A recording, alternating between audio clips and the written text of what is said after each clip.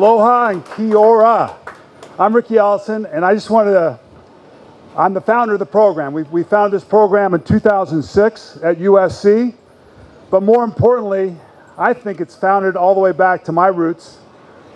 I think 500 years ago when the Maori left Hawaii to New Zealand, my ancestry, my grandfather, my great-grandfather, and my uncle was the chief of the biggest Maori tribe in the South Island, Ngāhi Tahu tribe. And when I was a little boy, he talked to me about what mana is. Mana is the greatest gift you can get as a Polynesian, given to you. It's a sign of respect and love and community support. And he said life is a journey over New Zealand, from the west coast to the east coast. And in New Zealand, they have Alps on the west coast. He says you climb those Alps and you get to the top and you think it's about you, you go back down to that Alp and you climb again. And you keep climbing until you figure it out that it's about the tribe, it's about the community, it's about the island. And when you receive that, you're able to go down to the east side of New Zealand and reap the benefits of the plains. And what we have here, ladies and gentlemen, is a mana program at the University of Hawaii.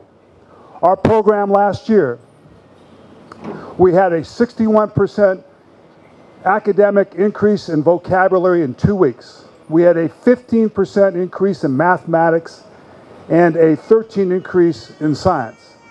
But that's not why we do the program. The program is about ignition of the heart of these young boys to do something bigger than themselves and to become winners for you, for this community, for their people. And they are surrounded by men of mana from different cultures. And some groups of them, obviously, are University of Hawaii football players that come from the same background, the same challenges that these young boys come from, and they look up to them. And they're bringing forward that mana, those characteristics that Coach has put forward into them. We have with us the U.S. Army who do the teaching. So unlike any of our other programs across America, these programs are taught by 4 U.S. Army teachers in the classroom. They bring a different culture of what they are for selfless service to the program. We mix into that the Marines that also bring in that group. So for these boys, they will never be surrounded by so many men for that period of time that changes their course of life. And we've done studies on this program. Princeton did a study on our program. Said the 2 biggest areas or times of a child's life to influence, to change trajectory, is when they're 1 through 5 and when they are in that middle school range, 10 through 12, where they're looking for outside endorsement and outside of leadership other than their family. The program, and I've run 28 of these in 13 different cities across the country. And our cities we run them are they're struggling with racism, struggling with respect, struggling. And we're fighting that battle and we're winning that battle. You know, for me as an ex-NFL player and my son playing the NFL player, if you're going to kneel, you better be able to do something about the community and make the community a better place. And this program, ladies and gentlemen, is making that impact that I have not seen anywhere else to change the way our people are going to be. Because the problem with the inner cities is they don't have trust in the big institution. They don't have trust in authority.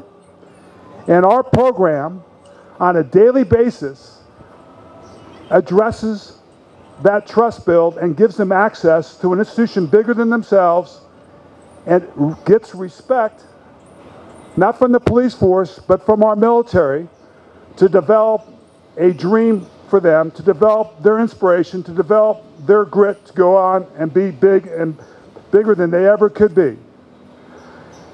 The other great aspect of this program is that this has the most culture or diversity of culture. We span across the Pacific here in Hawaii. None of my other inner cities do that. And right now, there's 26 nations across the street with General Brown, the Land Pack, trying to figure out how to get along with each other. And we're doing this here, you're doing this here better than anybody with this aloha spirit that's so unique in Hawaii that it needs to be duplicated around the world. So we also want to really respect the community, because this is not my program. This is not from the mainland. This is your program. And Roy and Sharon and our sponsors, Mufi, have come together to fully support the program. It's your program. And it's going to change 10 years from now, 20 years from now. These young boys are going to be leaders. And to deal with the situations that we're dealing with today, they're going to deal with them, and they're going to deal with them in a much grander state. So it's just a great honor to have this program in place here with the support of each one of you. It's a legacy program. It's a winners associate with winners to win. And we're winning. We are winning here. Thank you very much. I'm going to tell you a secret. I am not of Polynesian descent, but standing over here next to my hometown Super Bowl rings, that's a little bit of Haole Mana for me. So, Ricky, thank you. I was 10 years old when they won the 1989 Super Bowl. Again, we talk about those age groups that are influential on these young men or young children. But that was, thank you for not only the YIP, but thank you for those memories. Kind of helped shape me to where I am today. I still have the business card from 2.5 years ago from Senator Kochi that had on the back, it just said YIP. And he told me a little bit about it in our meeting, but he said, we gotta get this thing going. And after going through 1 year of this, it's a win-win-win-win-win for everybody involved. We seem to have it figured out, like Ricky told us earlier, not only with Aloha, but working together to uplift our youth and other people in our community. You have the U.S. Army, you have the Marines, you have UH football, you've got all the supporters, you got First Hawaiian Bank, you got people coming together for the future of our youth, and I think we have the formula. You see the benefit for the kids. For our student athletes that were involved, you see the development of leadership.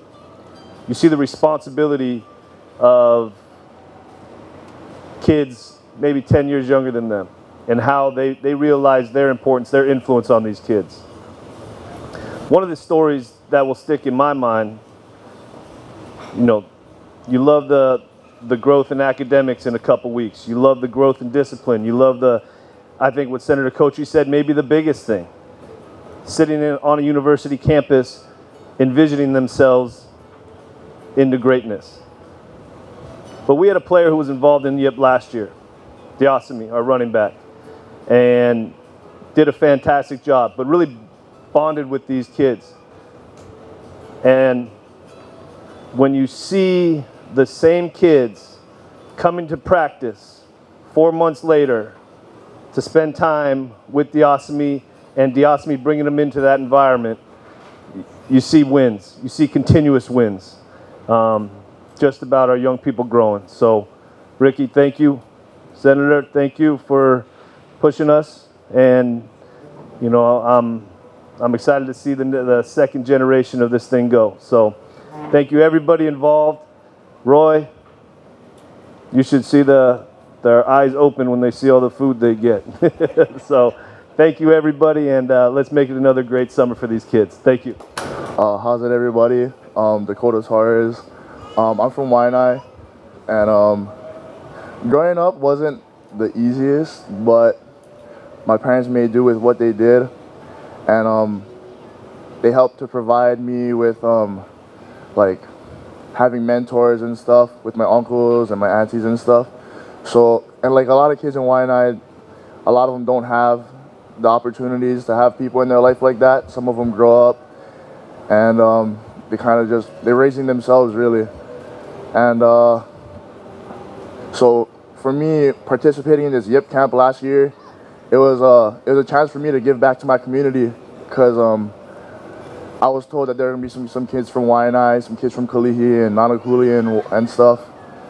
And I was excited. You know, this is my chance to impact some lives here, and that's really what I want to do with my life. I want to be able to go back to Waianae, into my community, and really give back.